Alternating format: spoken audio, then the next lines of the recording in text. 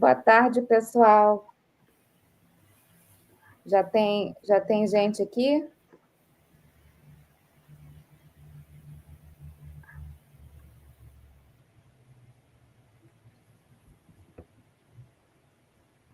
Acho que não, né? Ana Luísa.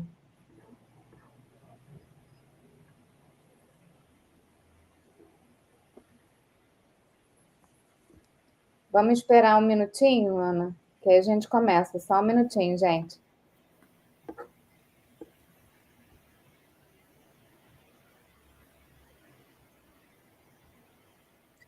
Tommy, we're gonna wait for a couple of minutes for people to join, and we'll start.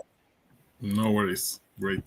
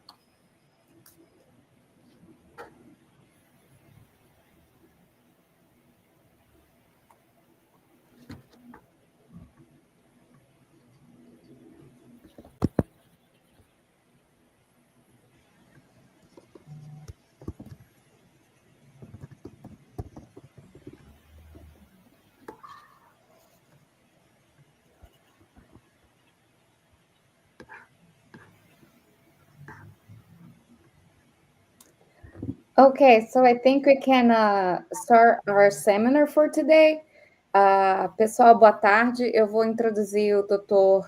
Tommy para vocês e em breve ele vai começar a dar palestra, tá? Sejam bem-vindos e bom seminário a todos. So today I have the great pleasure to introduce Dr. Tomislav Mestrovic, who is an amazing scientist and amazing person. He's a physician and PhD in biomedical sciences, and he serves as a laboratory director and associate professor at the University of North in Croatia.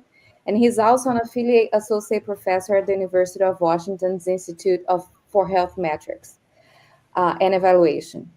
So he's also a board-certified clinical microbiology and sexual medicine specialist, and he has trained at Harvard Medical School and published extensively with a staggering 265 publications. It's truly amazing. On sexually transmitted infections, and antimicrobial resistance, the human microbiome, and global public health. He was a Fulbright Scholar at the University of Washington and a lead author on the World Health Organization Europe Assessment of Antimicrobial Resistance.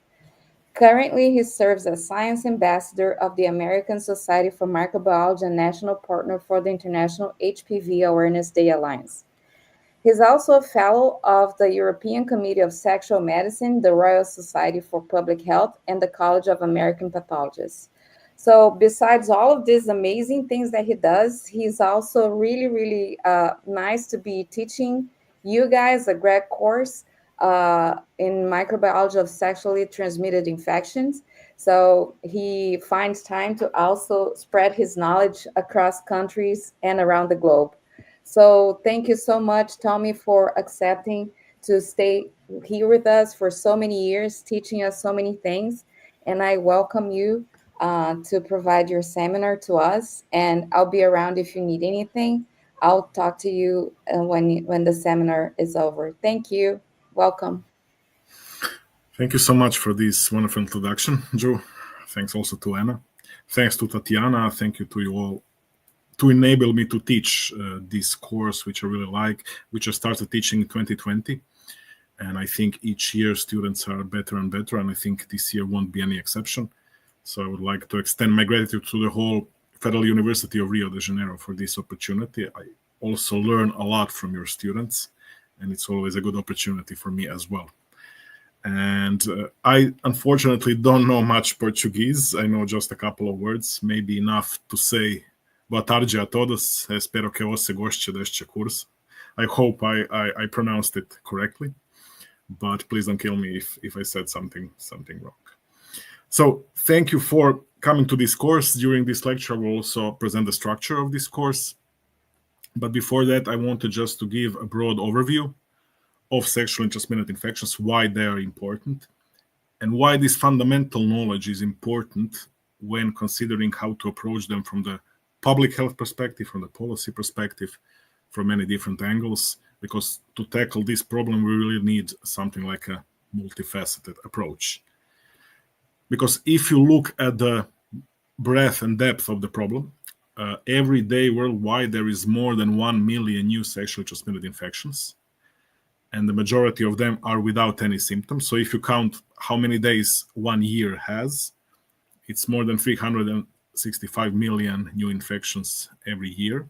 But basically, you can say this is the number only for 4 STIs, and this is chlamydia, gonorrhea, syphilis, and trichomoniasis, and each of them will have a separate session during this lecture because they are very, very, very important, and you will see that they have a really high infection burden.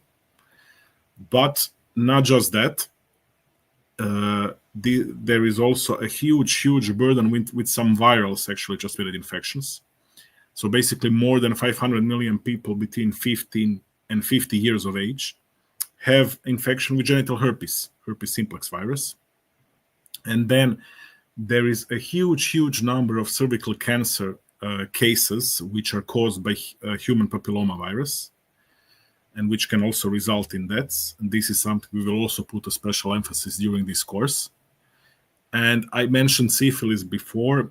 You maybe also are aware that this is an increasing problem in Brazil as well, but also in the US and in many other countries. We see a rise in Europe as well. And almost 1 million pregnant women are estimated to be infected with syphilis on a yearly basis around the world.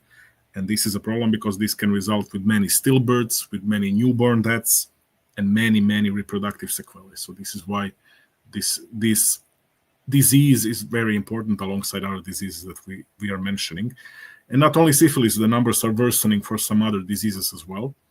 So this is the reason why we need to acknowledge the significance of this problem. We have to acknowledge that it's increasing, and we have to find the weak spots in these organisms to address them effectively. And this is also one of the reasons why this course is steered towards that. And before we even start, maybe this is a good opportunity to make a distinction between STI and STD, so sexually transmitted infection and sexually transmitted disease. They are often used interchangeably, meaning people want to say the same things when using these terms, but there is actually a difference. When you label something an infection, this means microorganisms multiply in human tissues, but they don't need to cause any damage. And if they cause damage, if there is enough tissue disruption that can cause symptoms, then we say, okay, now the disease has occurred. So this is the difference.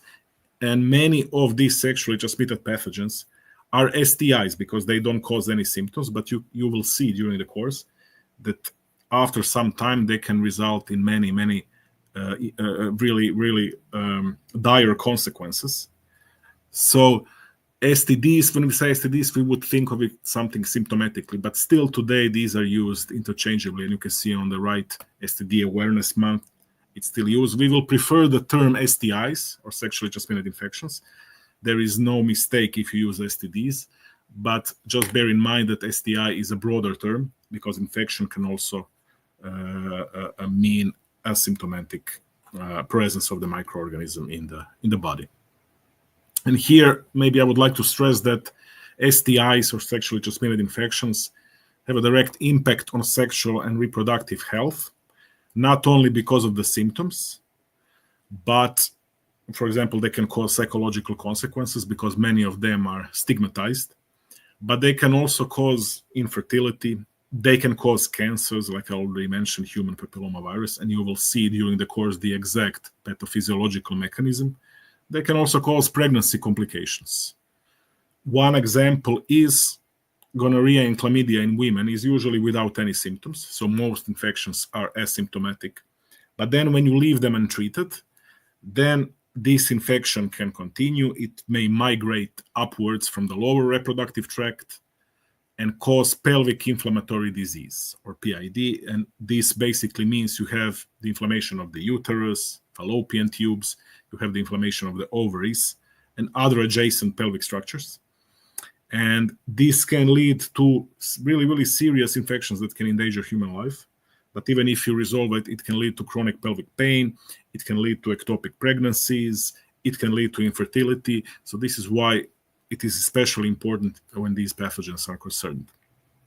We already mentioned syphilis. It can cause stillbirths, fetal loss, but even gonorrhea, for example, you have a newborn who is passing through the birth canal. It can get infected, that they can get eye damage, they can get lung damage. So this is why it's important to think about these infections even before birth or during pregnancy to resolve them, so you don't have any hazardous consequences for the fetus or the newborn. And then you have a relatively recent study that was published in the journal Lancet Infectious Diseases. They looked global burden and trends of sexually transmitted infections in a 30-year period. This is similar to work that I'm doing with the Institute for Health Metrics and Evaluation. And basically, this study has shown there is a lot of variation, up to 5 times, in the burden and trends of STIs across the globe. And this is valid for both overall and also for particular infections across the globe. And in general, when you look overall, maybe it's also visible on this map, Sub-Saharan Africa and Latin America and the Caribbean, these are so-called hotspot regions where you have the highest age-standardized incidence rate of total STIs in the recent years. And despite you have a very differing rates across the globe, and despite it may seem that some infections are going down, when you look at the global level, it's increasing, and younger people have a higher STI burden than other age groups. And in these age groups, trends are also increasing. And this study has shown that this is especially pertinent for syphilis.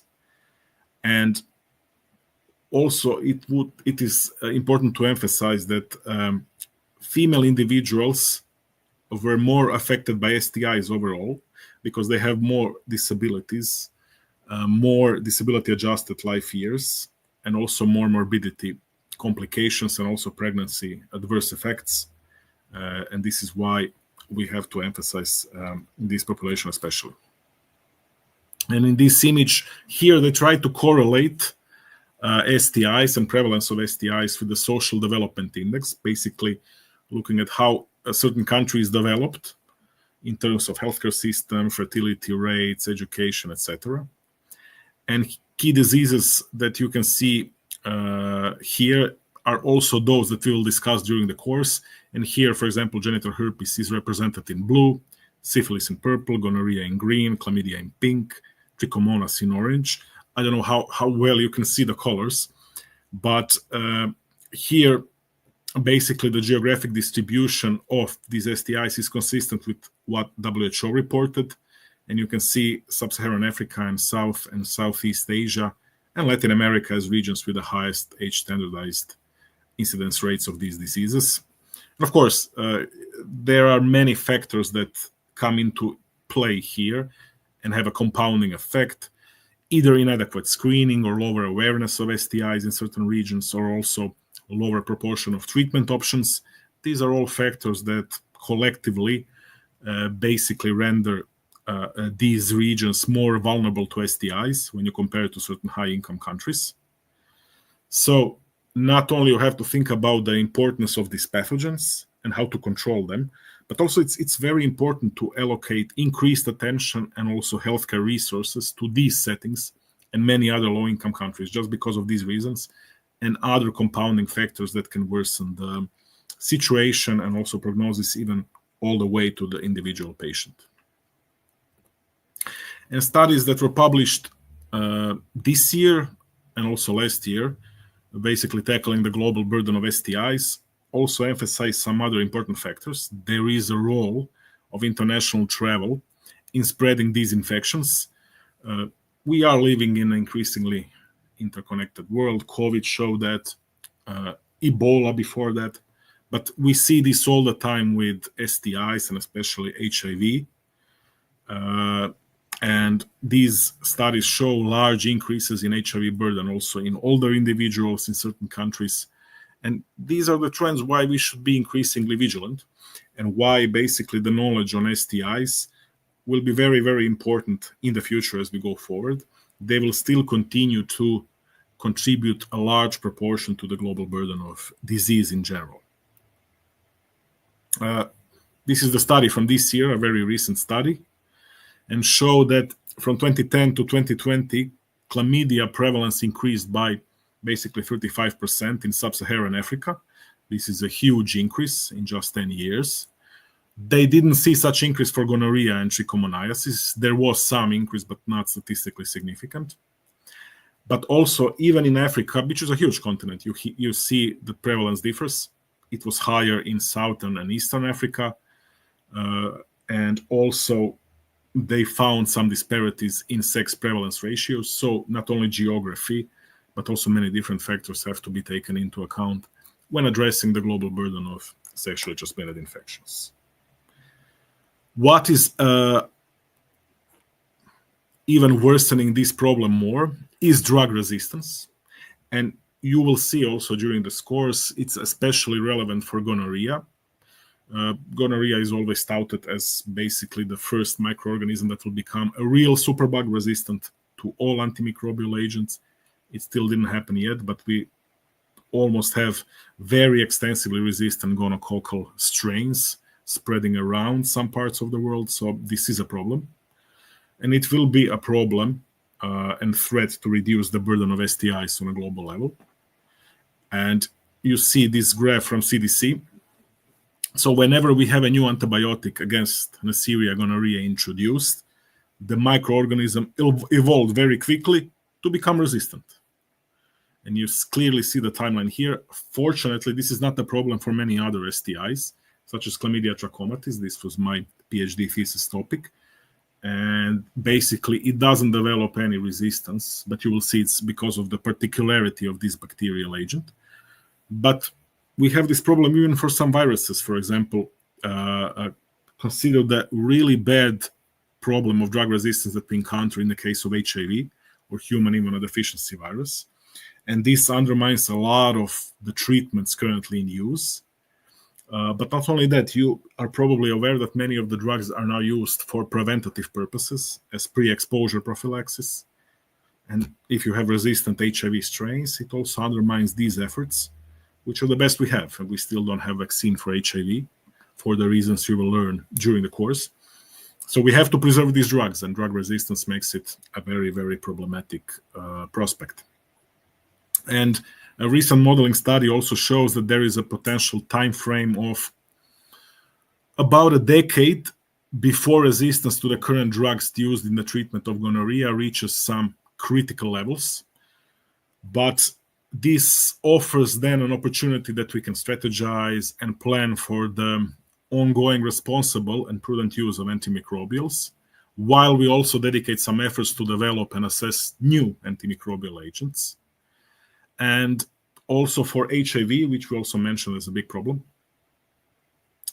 there is also a decline in adherence to the medications prescribed for HIV. And then you basically can perpetuate the transmission of drug-resistant strains. And this is something that even scientific literature always emphasizes as a cause for concern.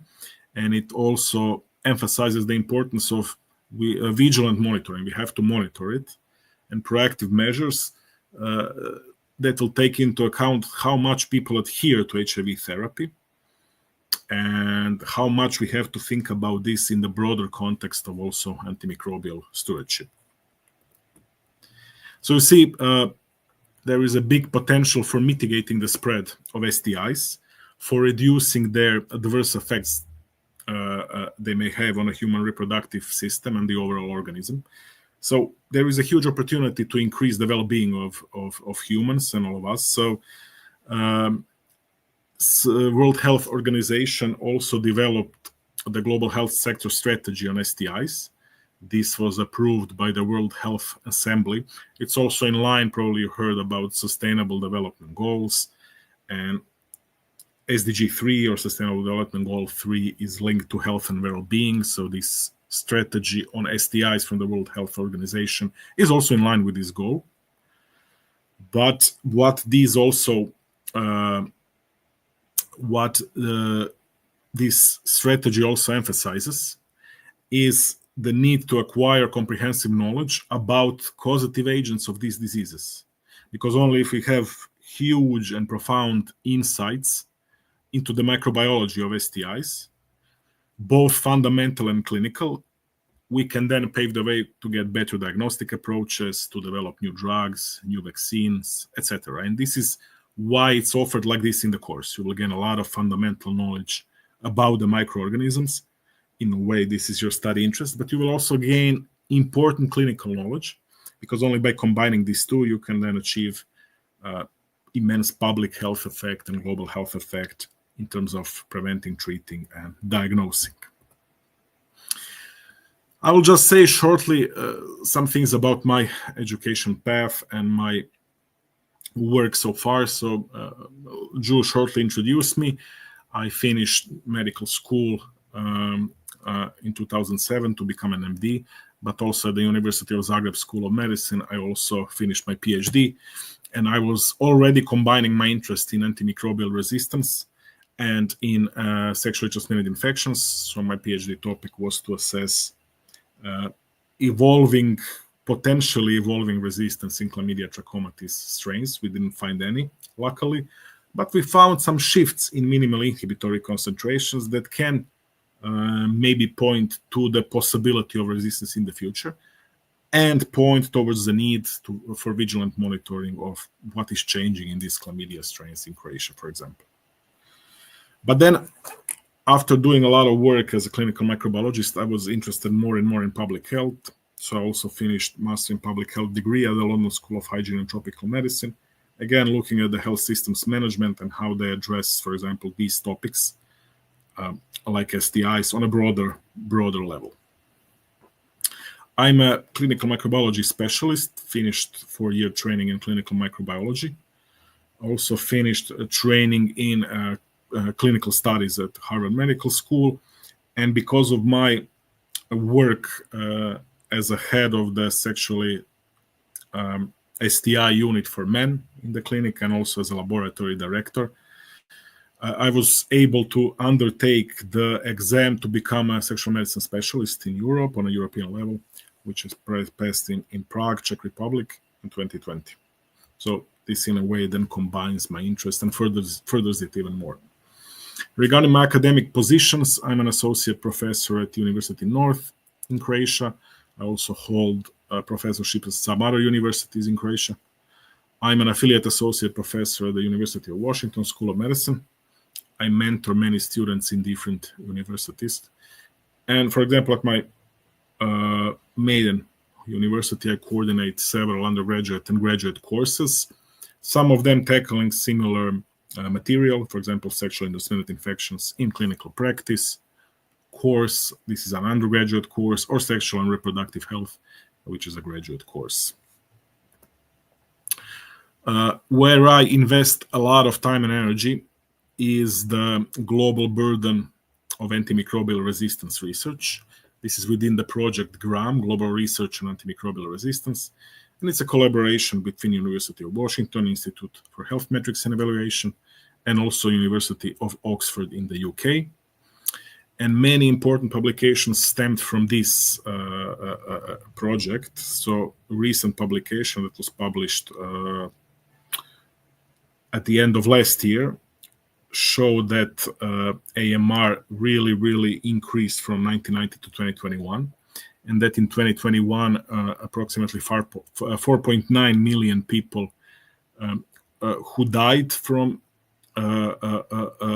AMR, who died from certain causes, had a resistant bacteria in their test result, and 1.2 million people were directly succumbed to resistant bacterial infections.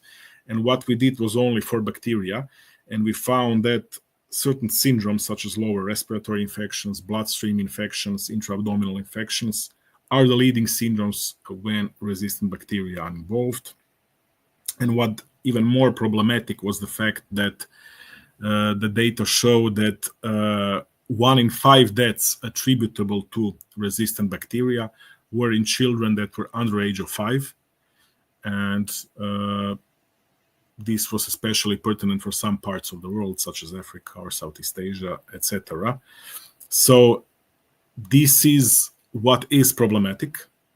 And for example, in certain parts of the world, a lot of people are dying from vaccine-preventable diseases that then can become resistant to antibiotics and you cannot treat them, such as Streptococcus pneumonia.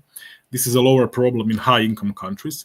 High-income countries have, for example, a lot of healthcare-associated infections, like those caused by E. coli or Klebsiella pneumonia, or even Staph aureus. So this is also an important distinction that we have to take into account. And here in this project, we also estimate the burden of antimicrobial resistance of Neisseria gonorrhea, and you will learn about this pathogen during this course. And we have shown that it causes still a substantial proportion of disability as well. And some of the work that I did with this global burden of antimicrobial resistance was also shown when I was visiting Brazil. There was a Group B strep conference in Brazil, where I presented Group B strep burden in Brazil, but also on a global level. And Group B strep, we will mention it during this course. We won't go into too much detail, but it's an important cause of morbidity and mortality. It can cause meningitis in the newborns. It's a very, very problematic infectious agent. The vaccine is in the development, and also in Federal University of Rio de Janeiro participates in this type of research. So it was important to present what the global burden of AMR shows. And of course, Group B strep is among top 10 bacterial infections that are linked to resistance. So it's especially important pathogen, and this is the further confirmation that we really need a vaccine, and it's a good thing that it is in the final stages of the development. So as a clinical microbiologist, I was a laboratory director. I still am. My primary work are now universities, but I still devote a portion of my time to direct one laboratory and also coordinate Center for Sexual and Reproductive Medicine. Previously, I also consulted on many important antibiotic developments in the pharma company. This now decreased, but what increased is my expert evaluator tasks for the European Commission, where I evaluate a lot of projects related to STIs, especially whether they should be funded by the European Union, especially those that have and propose some innovative approaches in diagnostics, in the treatment, etc. So initial area of interest, like I mentioned, was Chlamydia trachomatis. This is a very problematic bacteria, you will see, to evaluate antimicrobial resistance because it behaves like a virus. It needs a living cell to reproduce, to spread. But then you need living cells as a cell culture model to assess their growth, and their growth is very slow. So it's a problematic approach to assess antimicrobial resistance. We did it the old-fashioned way. There is also some newer approaches that use PCR, that use some other types of technology. And we try to establish a standardized system, which is still not fully established, but maybe our proposal was one of the more recent ones, published in the Methods in Molecular Biology book. So there is a way to assess antimicrobial susceptibility, and you will also learn about this in the course. It's not done routinely, and luckily chlamydia doesn't pose this threat, at least in terms of AMR so far. but it doesn't mean that it may not develop in the future. Some other areas of interest to me are HPV and HIV, especially HPV. I did a lot of research on HPV in men. I also participated in HPV research recently. I didn't put it here, but recently also in women. And regarding HIV, there were different behavioral and also epidemiological studies that I have participated to establish the true prevalence, but also modes and networks of spreading the HIV. So I think this was also important to address. And one bacteria that it's not maybe a bona fide pathogen, it's still there is still a debate whether it causes urethritis or inflammation of the urethra. And this is Corynebacterium glucuronolyticum. We won't study it too much because it is not so frequent. I just recently got one paper for review from Brazil that mentions isolating this bacteria for the first time in Brazil, so I have to read the paper and evaluate it. But basically, this is bacteria that shows more and more that it can cause symptoms. It can cause inflammation of the urethra. There is maybe a need to screen about it, think about it. So I tried to propose first classification of clinical urogenital syndromes in men caused by this bacterial agent. And what I showed in my research is that sometimes when you treat some patient for chlamydia, this bacteria can become evident and then cause symptoms. So I proposed a new term for the medical literature on cloaking urethritis caused by this bacterial agent. But of course, it needs further confirmation with maybe some longitudinal bigger studies in the future. And now, while I'm mentioning as antimicrobial resistance as a huge problem, as an increasing problem, this is also important for E. coli, one of the most famous and most well-known bacterial agents, but that can cause a lot of infection burden, especially urinary tract infection.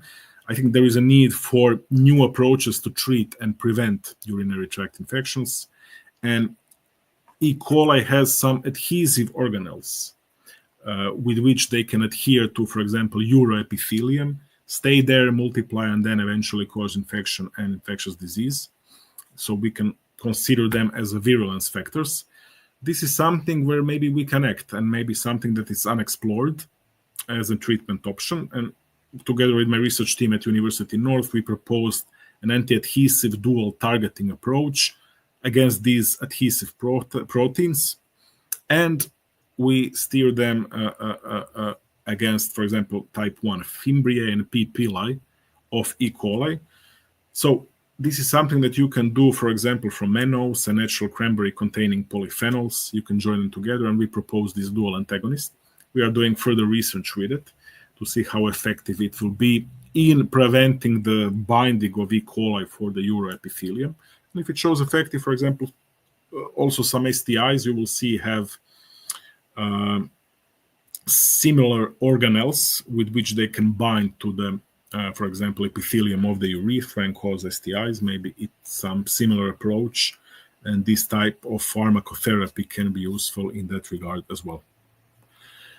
And this is also where I combine my interest in AMR and STIs. So several years ago, I published with the team led by a person from Hungary. This study, we appraised whether the encapsulation of antibiotics in liposomes can be considered as an effective approach to improve local effects, to improve bioavailability, biocompatibility, and antimicrobial activity of drugs that are used to treat chlamydia.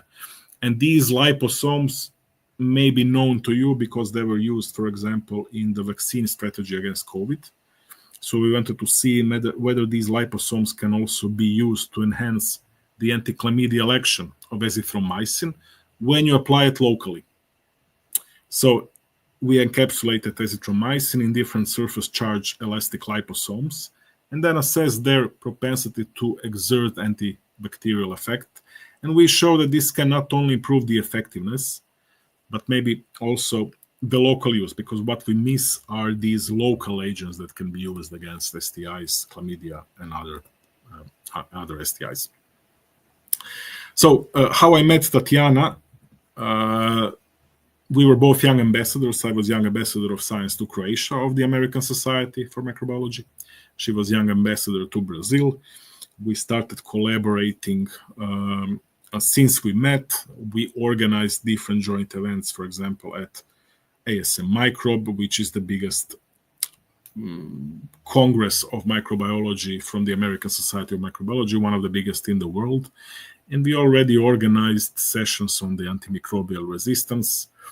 And this is how our collaboration started, and it's still ongoing. I was also involved in the first microbiome project in Croatia. Microbiome as a field of research is increasingly popular nowadays. But yeah, here we try to appraise what is the difference in microbiological constitution in the human gut among patients who have, for example, Crohn's disease or ulcerative colitis, and patients that are so-called healthy. And we found certain differences in certain bacterial phyla. So this was important also for gastroenterologists who devise maybe some treatment strategies, and to see whether we can maybe use some probiotics in treating these inflammatory bowel diseases as well. In my free time, I also try to disseminate knowledge via science journalism, science communication, science outreach. I worked for several news outlets that are linking also some important stories with health.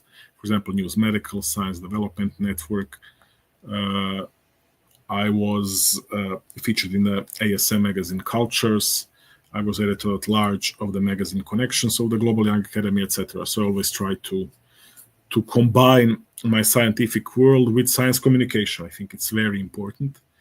And I think it's important to present complex topics in a simple and approachable way to the general public, especially topics like sexually transmitted infections and antimicrobial resistance. And I try to do it as much as I can and as much as my time permits. And one of the campaigns that's very dear to me is Healthcare Information for All, or HIFA. They have a vision of the world where every person have access to the healthcare information they need to protect their own health, but also health of people that are closest to them.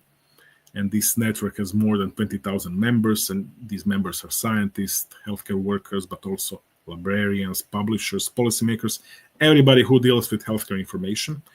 And HIFA analyzes the information from the output to what is then communicated to the people, to see maybe what is effective.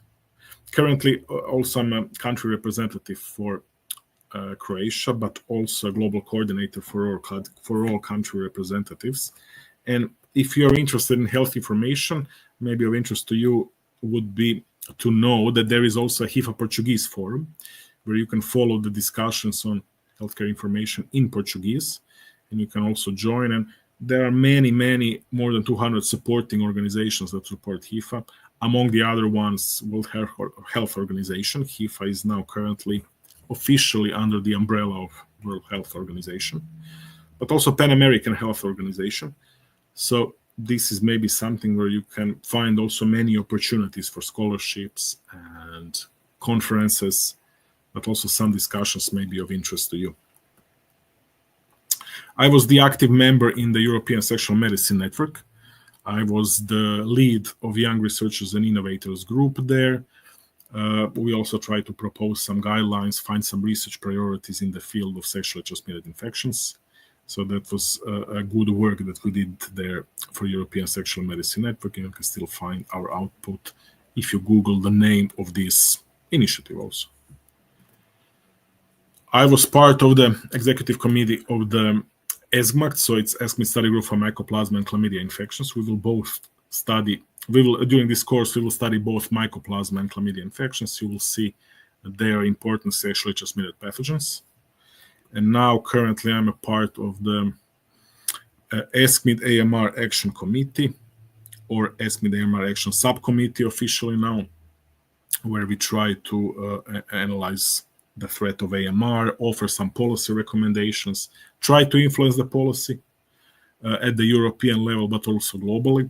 We are trying to become the relevant factor as well. in the AMR policy discussions, and also I try to contribute to raise the awareness on AMR in sexually transmitted pathogens as well. Okay, shortly about the course plan. So course is planned to go over a month with 30 course hours, and course content contains 15 hours of video lectures and 15 hours of independent studies. So what is the underlying idea?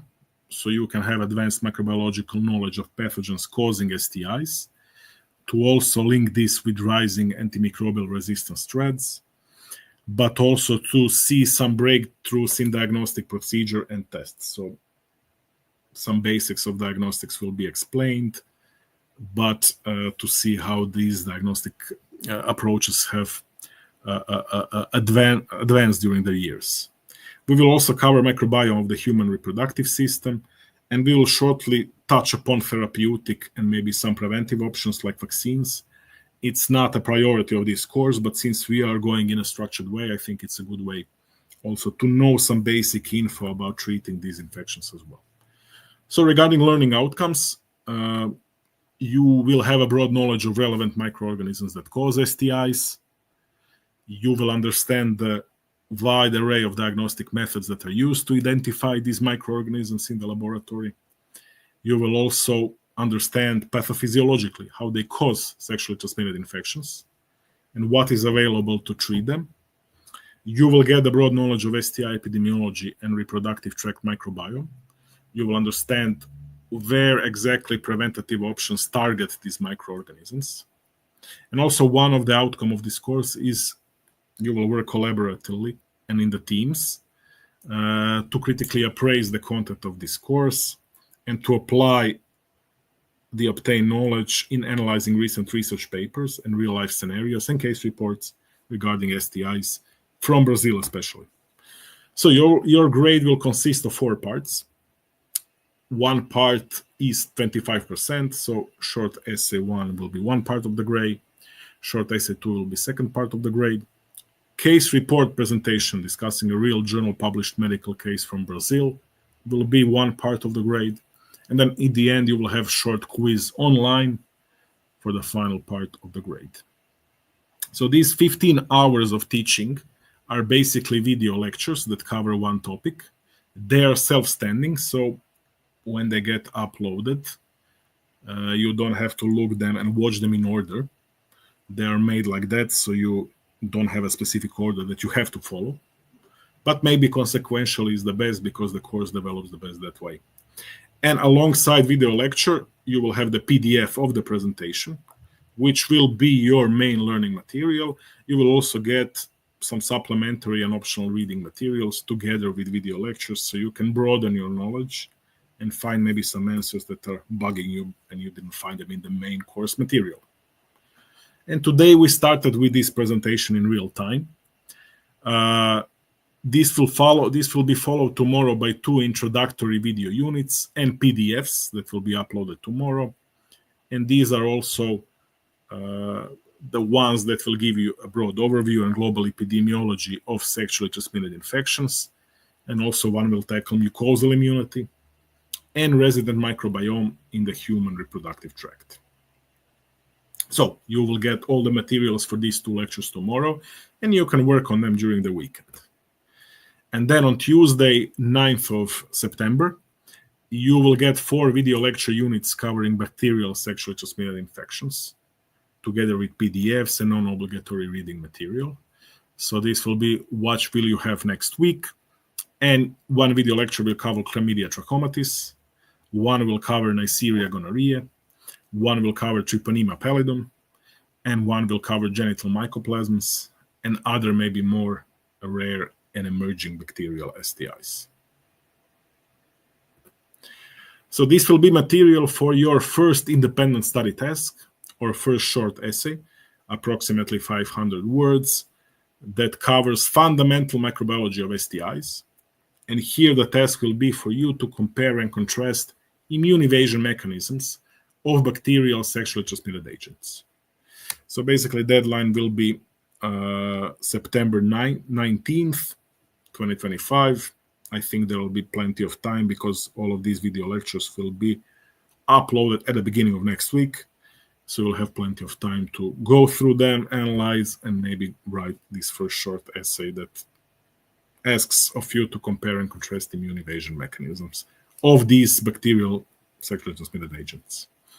All the tasks you can upload, of course, via Google Classroom, but you can also send it via my email. I think that's also easier for me to provide comments than directly. And for each independent study test, you will get some comments that then you may use to improve for your second independent study test that I will show you in a minute. Okay, and then on 15th of September, you will get 3 video lecture units covering viral sexually transmitted infections. First one will be HIV or human immunodeficiency virus. Second one will be human papilloma virus or HPV. And then third one will be genital herpes, viral hepatitis, and other viruses. So we placed an emphasis on HIV and HPV. Each of them gets a separate video lecture unit, but also it's important to mention some others that are then in the third video unit. And for this, you will have another independent study task that will be your second short essay, also approximately 500 words. First one was fundamental microbiology. In the second short essay, you should cover laboratory microbiology of STIs, meaning primarily diagnostics and what is done in the laboratory. And the topic is to compare and contrast testing options for HIV, HPV, and genital herpes.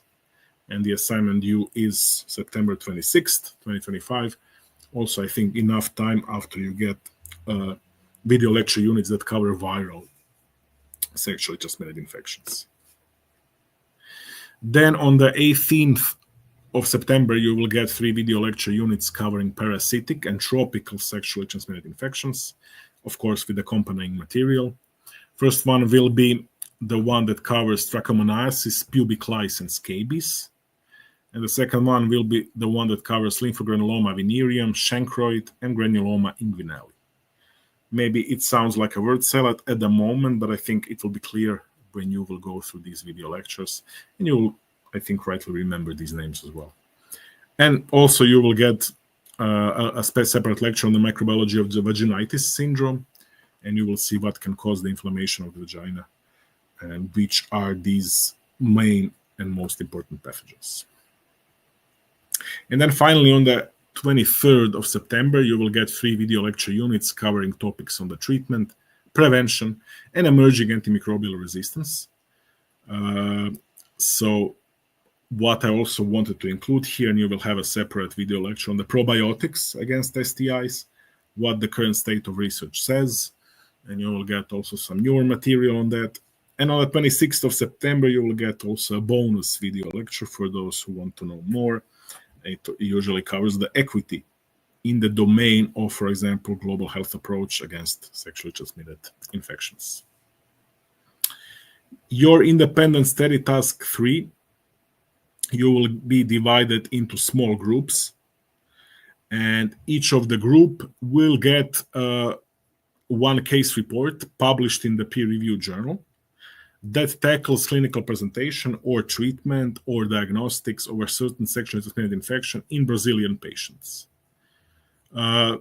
This was studied from this is the slide from the last year. I apologize, where we had less students, but I'm really impressed with the interest this year. So you will have small groups this year to conduct this assignment.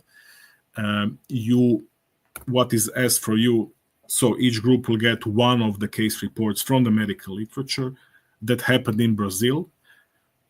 Somebody was infected with the STI, and then you have to analyze, see how was the approach, maybe also find some weaknesses in the approach. This is actually to test your knowledge that you gained in the fundamental microbiology during this course, to apply it in a specific case report. And this is where I say we will link a clinical with fundamental during this course. So this presentation should not be long, 10 minutes max. So usually the rule of thumb is 1 slide per minute. So I think it should not be longer than 10 slides. And it has to address the sexually transmitted infection in question. What were the clinical features of the disease? diagnostic findings, and treatment and follow-up. And also, it should address lessons learned from this case. And you will get a structured suggestion how to approach the development of this presentation. What we ask for you, what I ask for you, is to submit this presentation to my email at the day of presentation, the latest.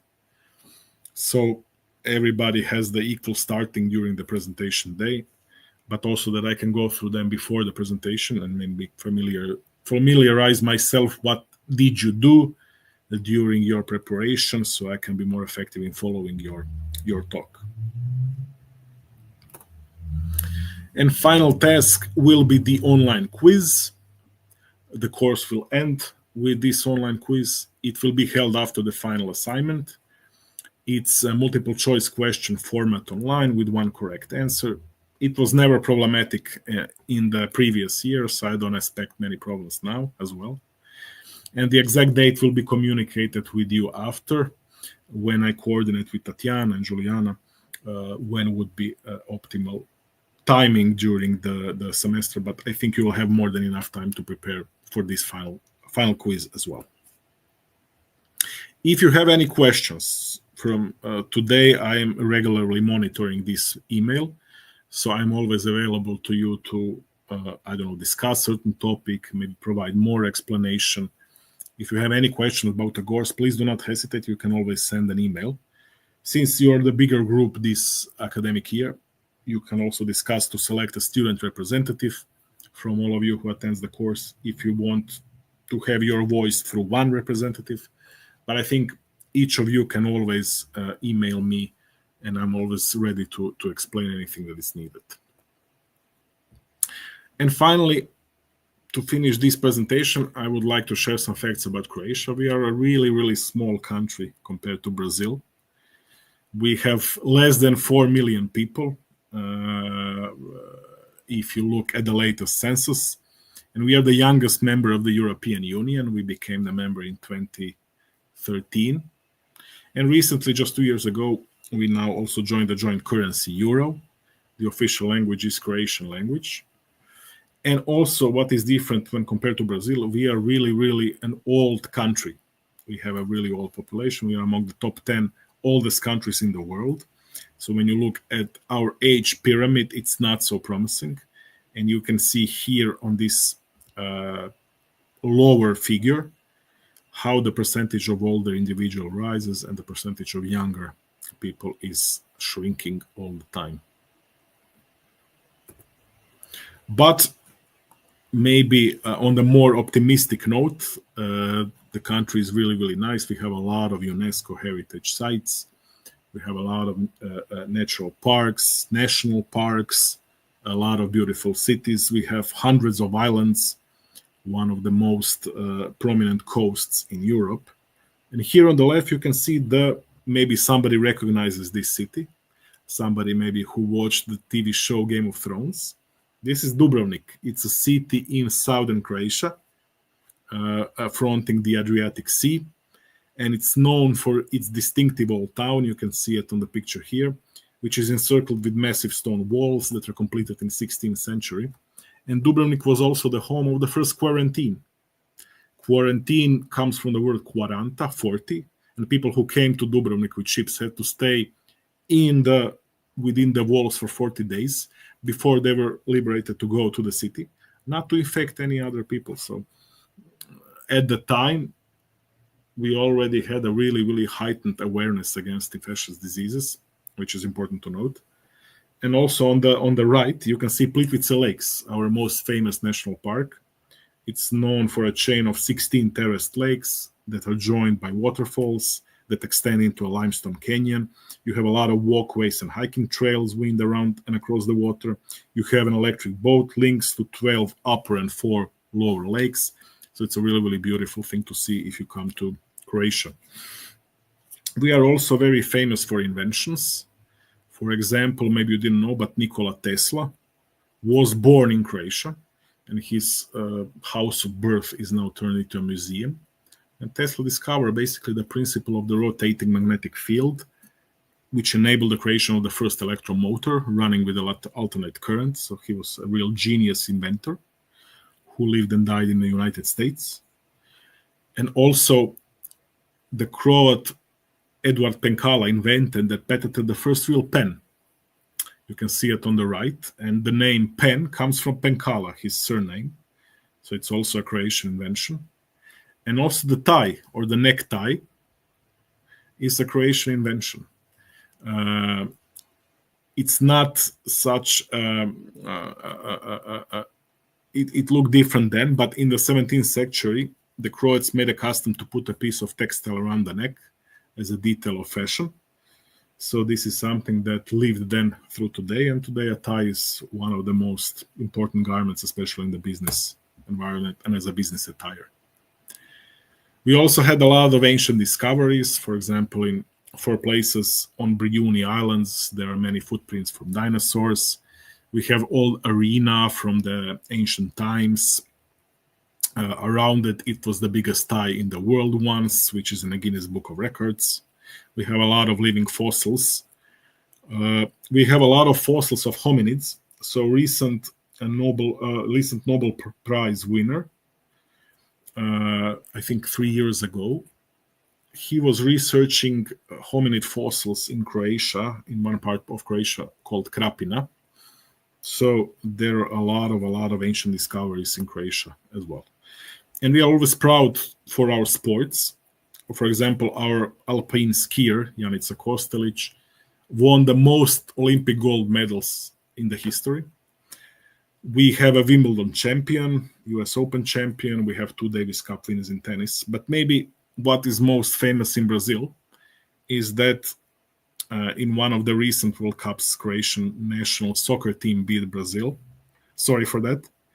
And once we were in the final of the World Cup in 2018, we were 3rd in the world in 1998 and 2022. So, and in 2022 is the year that we beat Brazil. So we are also very, very prominent in sports as well.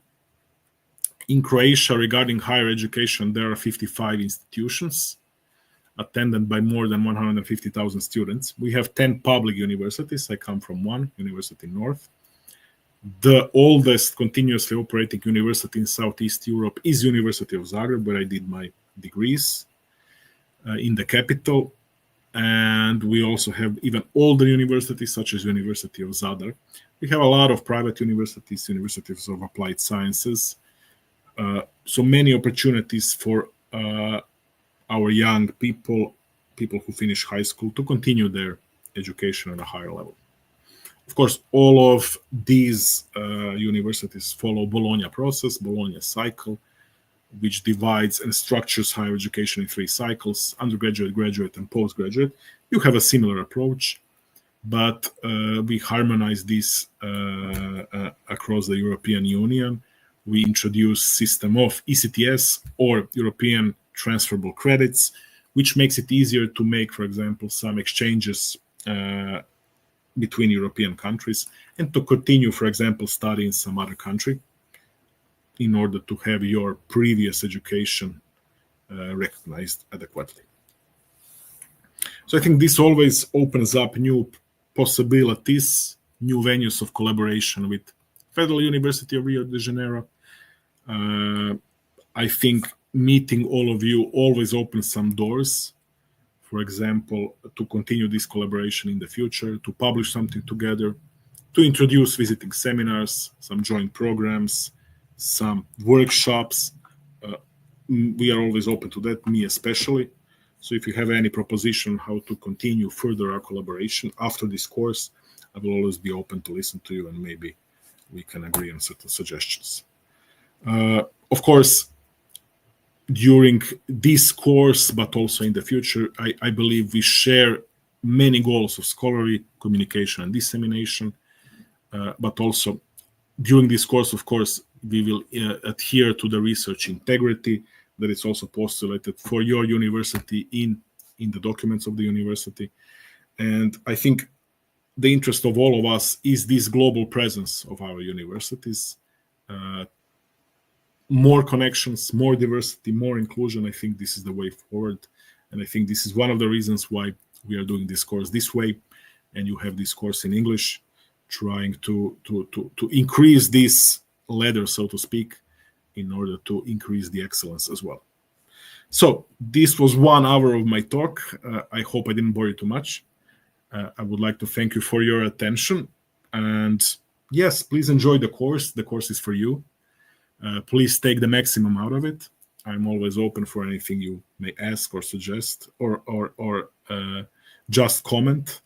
We can also comment in the Google Classroom as well. And yes, now I'm also open for any questions that you may have. And thank you for your attention once again. I'll stop sharing my screen so I can see you as well. Thank you so much. Thank you, Tommy. Thank you so much. I always learn so much from your talks. Anybody from YouTube has questions, please post it so I can pass it on. So we have this comment that I thought was nice. Thank you. Can you see it? Did I stop sharing my screen? Yeah. Okay.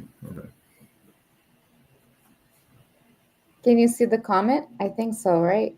Yes. Happy for you to share knowledge with us. Looking forward. Okay. Thank you so much, Laura. I'm also happy to be here once again.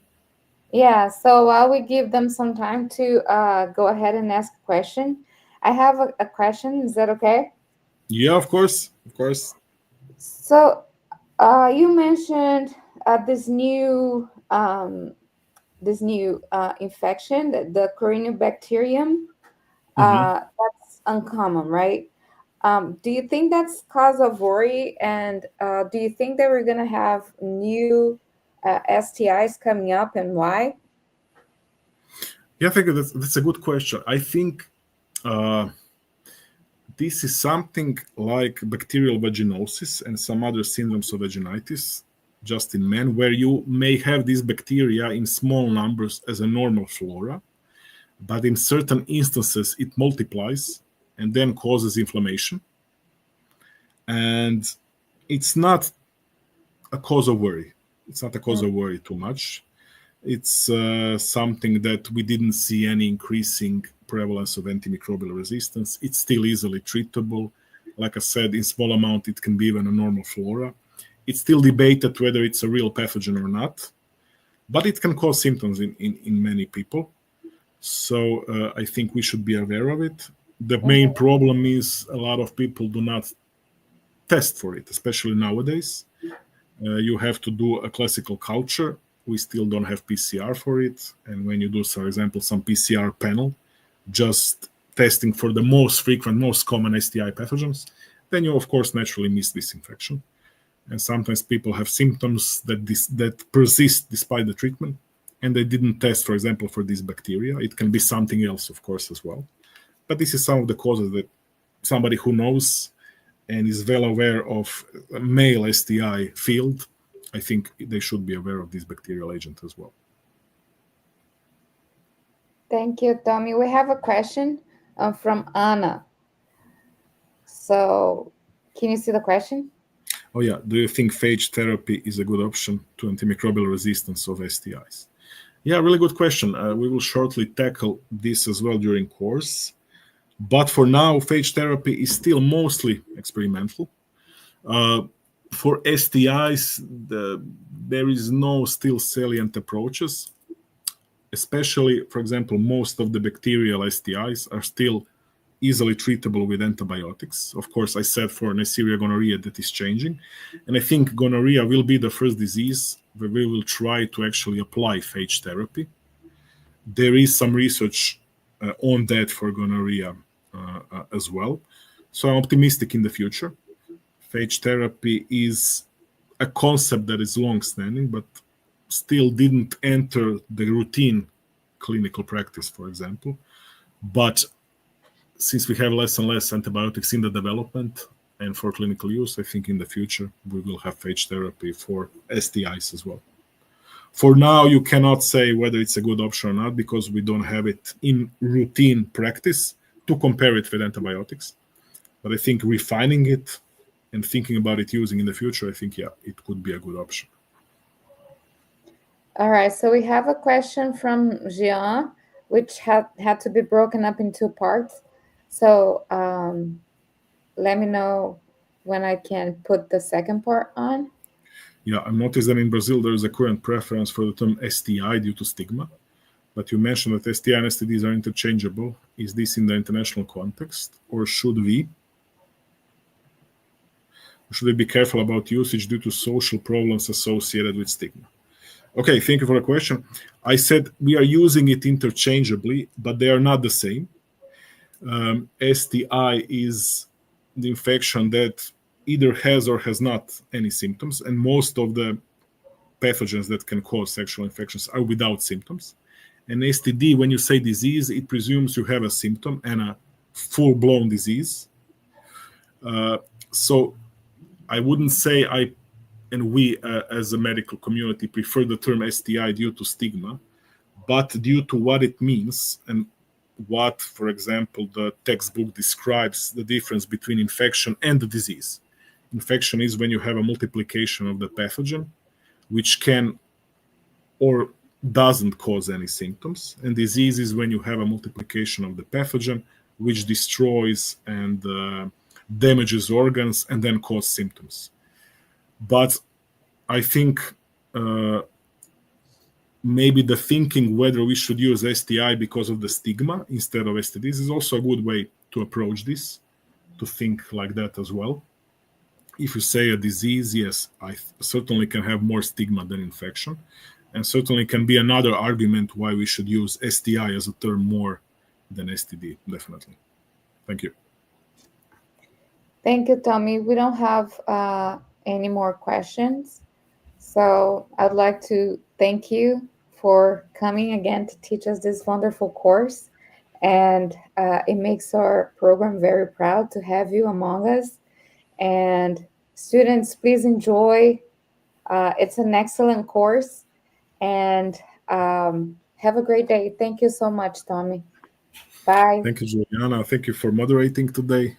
And thank to the whole leadership of Federal University for inviting me again. It's a pleasure. And yes, we will be in touch. And students, we officially started today, and tomorrow you will expect your first materials. Thank you so much. Bye-bye. Bye-bye.